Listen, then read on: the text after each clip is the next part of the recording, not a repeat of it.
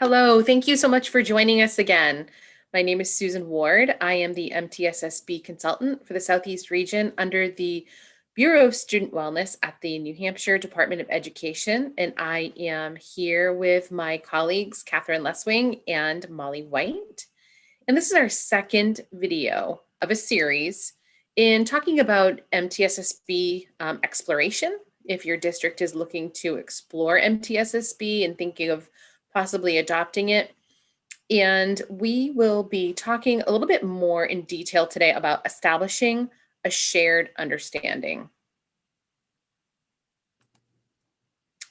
And as you can see, we will be talking about number 2, our first video. We talked about establishing an exploration team, what that consists of, who should be on it, what the functions are for that team. And today we're moving right into number 2, establishing a shared understanding of MTSSB. And please come back to our YouTube channel, NH Student Wellness, to view our series over time. We'll be adding these videos, and please reach out to us too if you have any questions. And if you would like more information about MTSSB or any other details, we're here to help.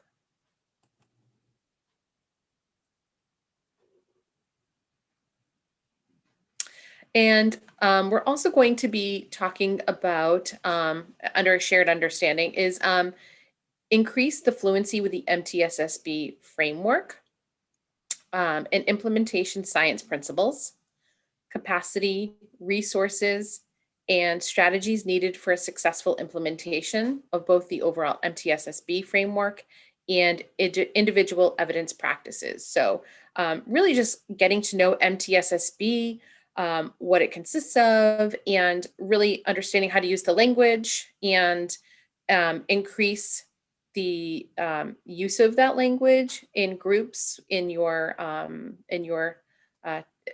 exploration team. So when we look at MTSSB, we use that term a lot. It really basically is a multi-tiered system of support for behavioral health and wellness. And so that's the long term, but we tend to talk about MTSSB in acronyms. So if you're wondering what that means, that's the title. And basically the definition of that is it's a system of social, emotional, and behavioral supports that promote student wellness, and it improves engagement and learning. And as you can see by the diagram, it is a cyclical process, a cyclical framework that really focuses on getting the right people together and getting the people at the table that can make decisions. And they also look at data. Their data, the data from the school and community informs them on how to make a plan and make goals that implement strategies, evidence-based strategies to make changes, and then evaluate those outcomes and notice the changes. And then it continues to go around and looking at making sure the right people are at the table. And continually over time, you will see those changes being happening at the school level. There's continual evaluation to fidelity to make sure that this is working. Thank you, Susan, for giving us sort of the high-level overview of this part of the process.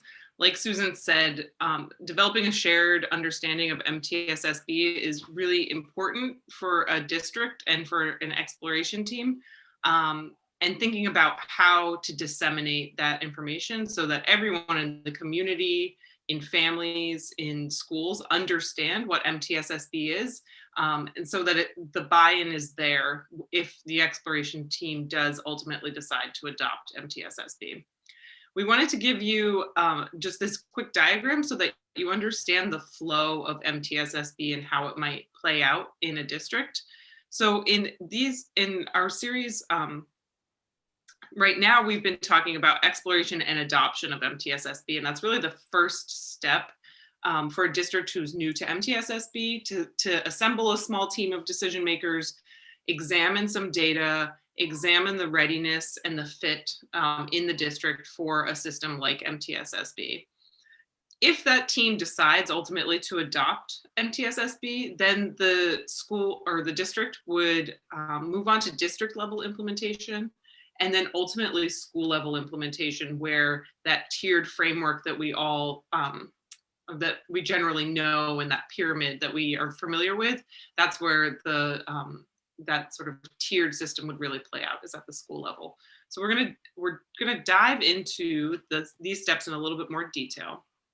So starting with exploration and adoption, you saw the slide a little bit earlier today when Susan was speaking, because we were walking you through these steps one by one in these videos. But these are really the 5 steps that exploration team would look at over the course of weeks or months, depending on how regularly they're meeting, establishing their team, establishing an understanding of what MTSSB really is, assessing current partnerships, looking at current initiatives within the district, and then deciding whether or not to adopt. And our office is creating and providing tools that can help districts who are interested in exploration walk through these processes. And like Susan mentioned, reaching out to us, we can help connect you with these different tools and processes if that is valuable to you. So after exploration, and if the district decides to adopt, they would start to look at how to implement at the district level.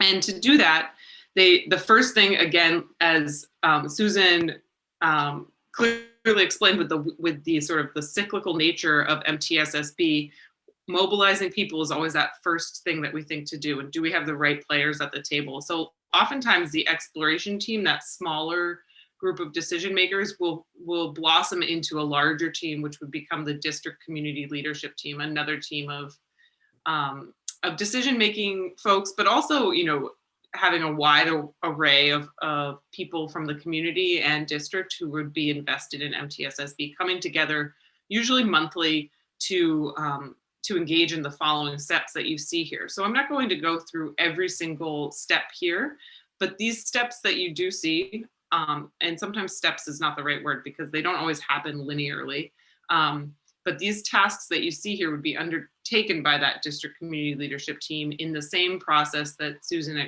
described before. It's really the process of organizing and mobilizing people who come together and look at district wellness data, risk factors, protective factors, community data, to then examine what initiatives and systems and strategies do we already have in place? Where are there gaps where we need to fill in as a district?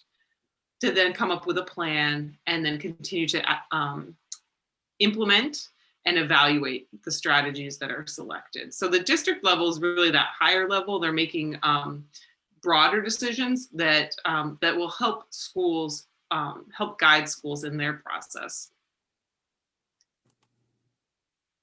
And once you get down to the school level implementation, what's common is a district community leadership team, we often abbreviate that the DCLT, will select one demonstration site to start off with in the district. If there's capacity, it may be more, to start unrolling MTSSB at the school level.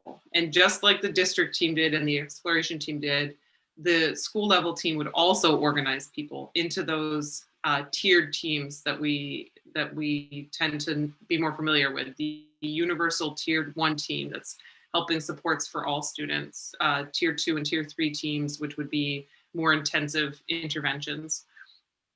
And these teams will continue that same process, looking at data, making a plan, assessing current partnerships and initiatives, to then select or continue strategies that are working and evaluate those strategies to make sure that they're best serving students. So this is a really high level, zoomed out process for you. It seems like there's a lot of steps, but in reality, if you have a MTSSB coach either internally or externally, or can collaborate with with other partners who are familiar with MTSSB, ourselves included. So please see us as a resource that can help you walk through these steps individually as they come. It starts to make a lot more sense when you zoom out and think of it task by task, and not, dozens of tasks that need to be completed. So with that, I'm going to pass it to Molly. Thank you so much.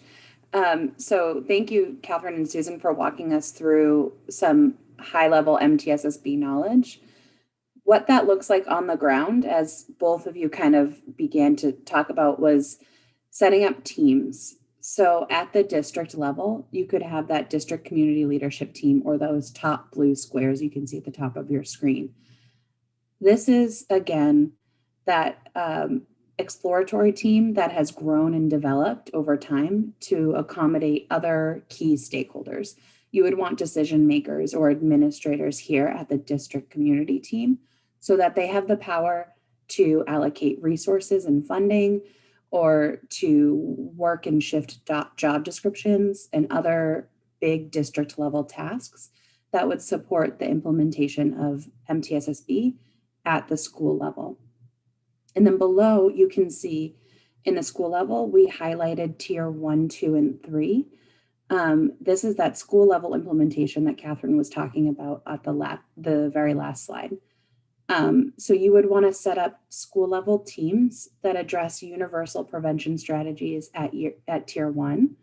And again, mobilizing people. You would look at your data, you would select systems and interventions that support the needs of 100% of your students. And then at tier 2, you would develop interventions and systems that support those targeted needs of a smaller population of your students. And then tier 3, you would create a system with requests for assistance and referral pathways to support the smallest population, the most intense needs of your individualized students. So this is just one way to think about how all of the work you would be doing at the front end would come to light on the ground. And with that, that is some common knowledge about MTSSB. That was one of the main steps of this process of establishing a shared understanding of MTSSB. Now I want to touch a little bit upon implementation science. And MTSSB draws on implementation science, recognizing that the selection and adoption of strategies are most successful when schools and districts examine these key areas. They examine the evidence that the strategy is based upon, the need. Does your school actually have a need for this intervention or this program? Do you have the capacity to implement that strategy? Does it fit within the context of your school? Are you ready to implement a new strategy? And do you have the resources available to implement with fidelity? And then at the bottom, this diagram kind of highlights implementation science in its most basic form. So you would start with a usable practice model. That could be a boxed intervention, SEL curriculum. MTSSB is a usable practice model. And then you would want to have an enabling environment. You would want to have administrators on board, your staff bought in and ready and willing and trained. And that also comes into play with an effective implementation process. When you have those 3 key elements, you're able to reach fidelity or close to fidelity of the practice model. So if you're using an SEL curriculum, you're implementing it in its most true form, the way it would have been implemented when it was being tested in labs or those types of things. And when you are reaching fidelity, that's when you reach improved outcomes for your students or your school. So using implementation science, it supports strategic and intentional design of your systems and your implementation approaches as they fit within the MTSSB process. And then finally, we just want to wrap up with some resources to continue increasing your understanding of MTSSB. Since that was the main goal of this step, we've highlighted 4 key resources here. You'll see 2 links down below. The first 3, the MTSSB overview, implementation tasks, and the interconnected systems framework, are 3 electronic resources that you'll find in a Google Drive that will link below. And the 4th resource, the MTSSB consultant YouTube overview, is a YouTube link that you'll see below, where we go into depth explaining the MTSSB process. And then just looking ahead, today we covered step 2, establishing a shared understanding of MTSSB. If you haven't already seen step 1, establishing an exploration team, definitely go check it out on our YouTube page. We'll have a YouTube playlist of all of these steps in order. And be sure to look out for our next upcoming video, assessing current partnerships. That's where we'll go over the partnerships your districts have and see how your exploration team can do that with the tools we have available. Thank you so much for tuning in today. We hope this was some helpful information. If you have any questions, please feel free to reach out to the Bureau of Student Wellness. Be sure to like and subscribe to our social medias so you see our posts whenever they happen.